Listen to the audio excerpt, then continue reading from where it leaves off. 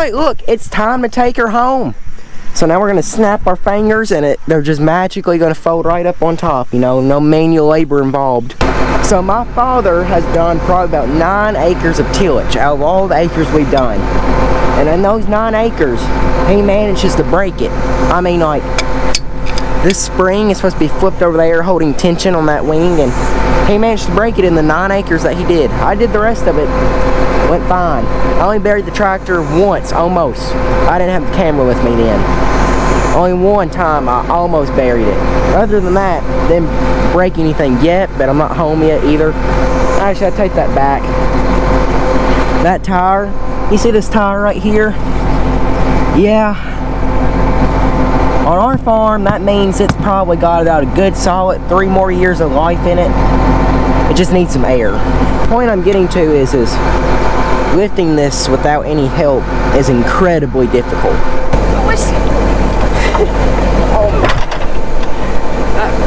We had to leave to go get the rat dog we own because it was walking out into the road.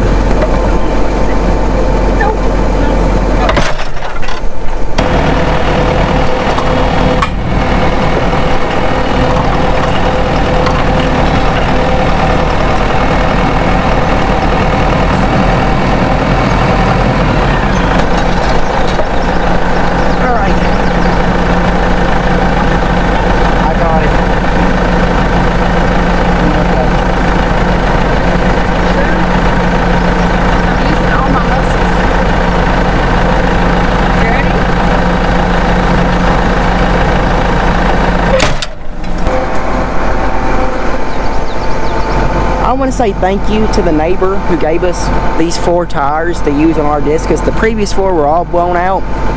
Now, well, that one's the only one in bad condition. But it ticks me off so much that I have to deal with this bull crap every year with blown out implement tires. I just want to go and spend $5 grand on new implement tires for everything. Heck, we'll get new tractor tires too.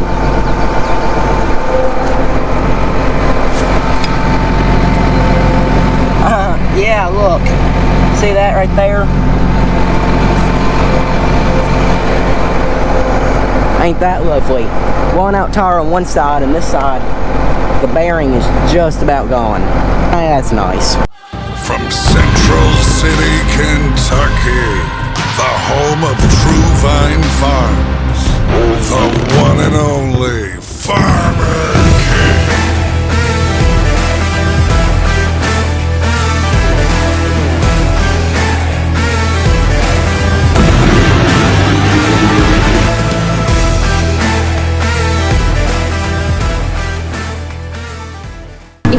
See you later, disc.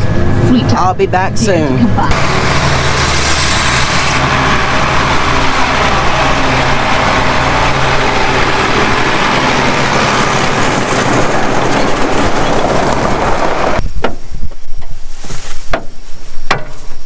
Don't have any here. So this planter is for sale. It is the yellow deere 7000 series. It is a special edition yellow instead of green. It's just the yellow may or may not wash off after you know, take a water hose to it. Oh, how much should 20 grand. Somebody give us 20 grand. We'll even bring her to you for 20 grand. Yeah. We'll bring it to you for 20 grand. Welcome back to day 2 of planting corn. And day 2 is probably going to be the last day because we're about to run out of ground that is ready to be planted. The weather coming in tonight, and it's probably going to put us out of the field for at least another week. So we're getting ready to load up on some liquid fertilizer, put some seed in the planter, and we're about to go farming again. So we've had a little bit of a unfortunate event occur.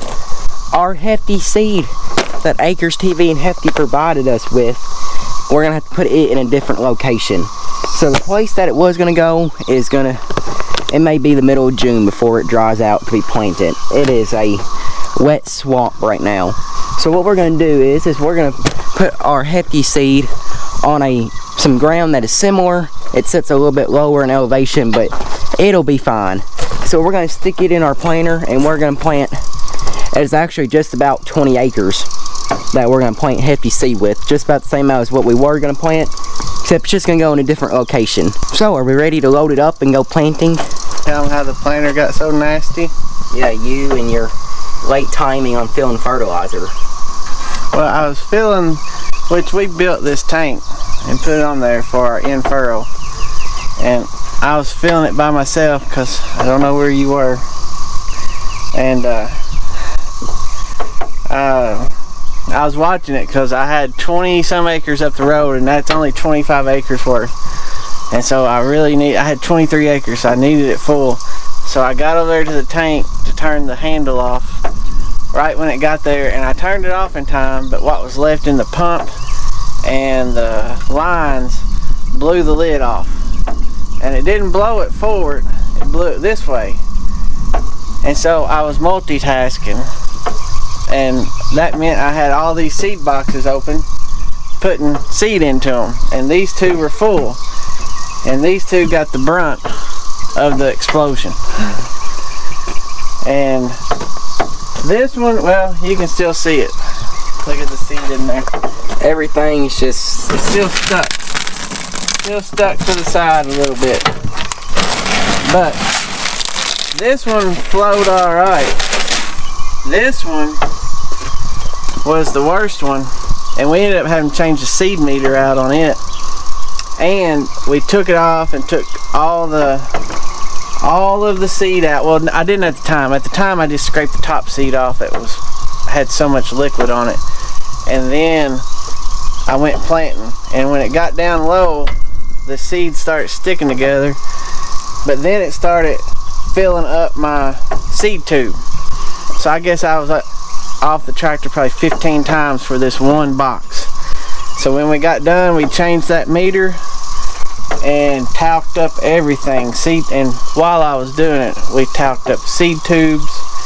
I put talc in there and mixed it around like a cake to get the seed to flow. And I guess I should have just threw the seed away, but we didn't. So those seeds got extra, and we got it all planted through. But that's why the inside of the boxes are so talked up, because we had an explosion, and now it's all stuck to the planter. Better make sure you wash it real good. It's getting washed today when we get done.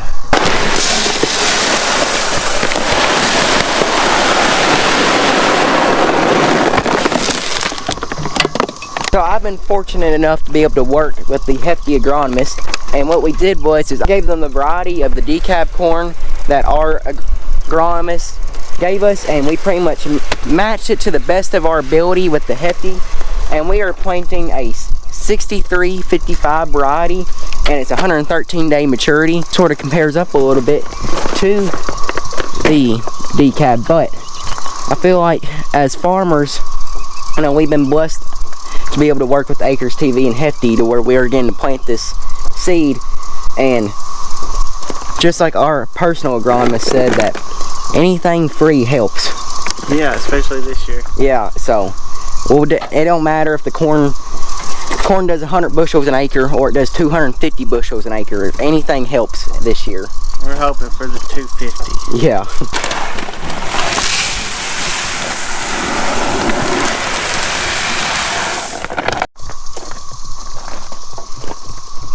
Look what we're doing. We made it back. He's planting corn and I'm replanting beans. This whole field you see right here, destroyed. Just straight up destroyed by deer damage. I mean, just like, and for 3 acres, they ate every plant for like 3 acres. So I guess we'll plant them some more beans to eat. Here is the field that we just replanted, and I'll show you guys what I'm talking about deer damage. But another thing we are fighting right now is weed pressure, because it's rained so much that this is the only chance we have been able to have to get into the field. And we do not spray our post spray on our bean ground because of the 15-inch rows. We don't have a tractor with 14-inch tires or whatever you want to call it, so we hire that done. If you look up through that hill there, you can see just spots of jockey grass up in there. What the plant should be looking like, and it's got these bottom 2 leaves right here. So if a deer eats below those bottom 2 leaves, it kills the plant automatically. And as you can see, there's 3 plants right here, 2 over there, and that's about all in this field. There's nothing They ate this whole flat area. Then it doesn't help either that we can't spray pro spray because nutrient right now is just swamped because everybody's trying to spray. So we ain't gonna get it, and it's gonna be another probably at least a week before they could spray it because it's about to rain another 2 inches, they're predicting. So it's just, it is what it is at this point because it just keeps raining. It's rained too much. It just keeps raining. We're good on rain for just a little bit. It don't need to rain anymore, but it's just gonna keep on coming. All right, now I'm gonna answer everybody's question here at the end of the video. What happened to the Phoenix harrow? Well, I guess just to answer your question is, you guys saw the job it was doing. You guys saw it running a field, and simply we just felt that with the disc, it's paid for and we have it on hand, and it was doing a better job than the Phoenix harrow anyways. So we just felt the Phoenix harrow was not doing a good enough job for what we wanted. Now for somebody just trying to chop up corn stalks or just very briefly hit the soil, that's your tool. But for us, we wanted a little bit more soil movement, and the disc just did it better with that chrome board behind it and just setting it light in the ground. It just did a better job, we felt, and so that is the route we chose. And yeah, that's the end of the story. We took the Phoenix harrow back to H&R AgriPower.